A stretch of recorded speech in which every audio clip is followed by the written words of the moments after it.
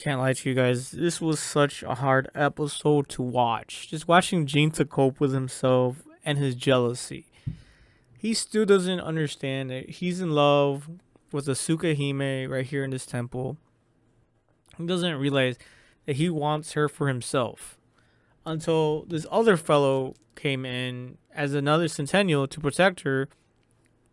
And he started, of course, flirting with her, being nonchalant, saying that he'll protect her while he's away, saying, just being a flirtatious guy, a normal guy. That's just how normal guys are. They're gonna flirt, they're going to be closer to, a gal, especially in these dark times where, dying can happen any moment. I mean, dying in general is always gonna be, a part of natural life, but here it's even more so. Dangers everywhere, and so see, it's just failure just be met with some discipline, don't you know? It's like, bro, he's like talking trash now. Kiyoma-sama, yeah, that's his name. Kiyoma-sama, the peace and the safety kono hinges upon your blade after all.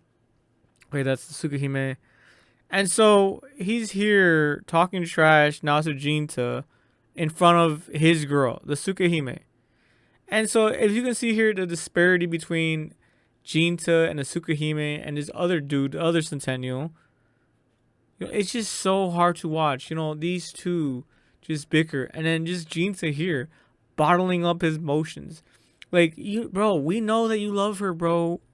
Why? I'm just, and then everything comes full circle.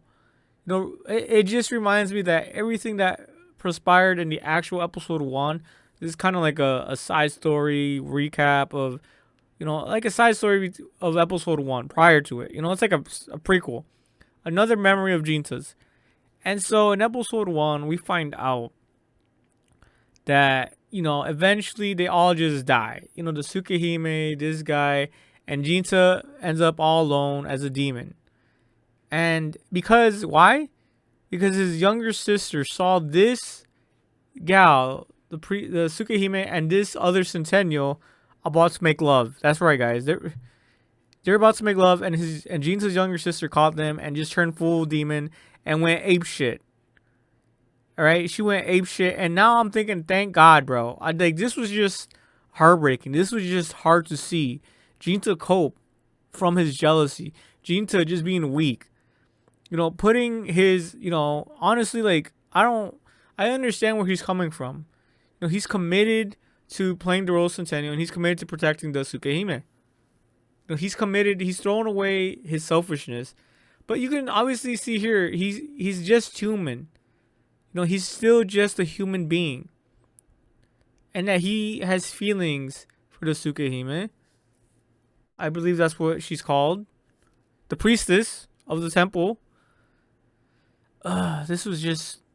I'm just so happy, bro, that she eventually just got killed. Like, honestly, bro, let's just be honest.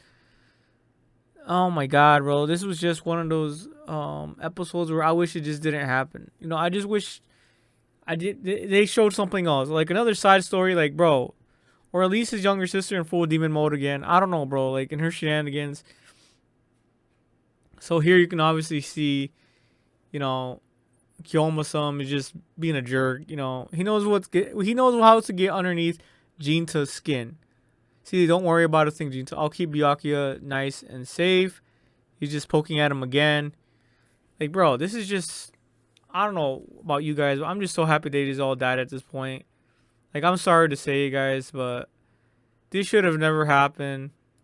This should... like, bro... what the hell, man? But anyways, yeah, episode 13, the return of this wandering swordman, demon thing...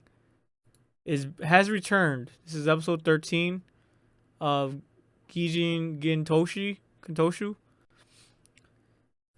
But yeah, that is all, guys. I'm just venting about the fact that Jinta, he's just slurping up that copium.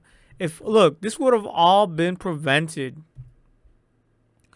Everyone just dying. It could have all just been prevented if Jinta just was like, fuck all this traditional shit and escaped with the priestess. It's either that or they all die. But we can't take it back now. They all died already. There's no turning back. There really isn't. You know, hindsight 2020. You know what I'm saying? Hindsight 2020. Fuck, you know, he should have just said fuck all the tradition about the Tsukahime or the priestess. Fuck all that shit.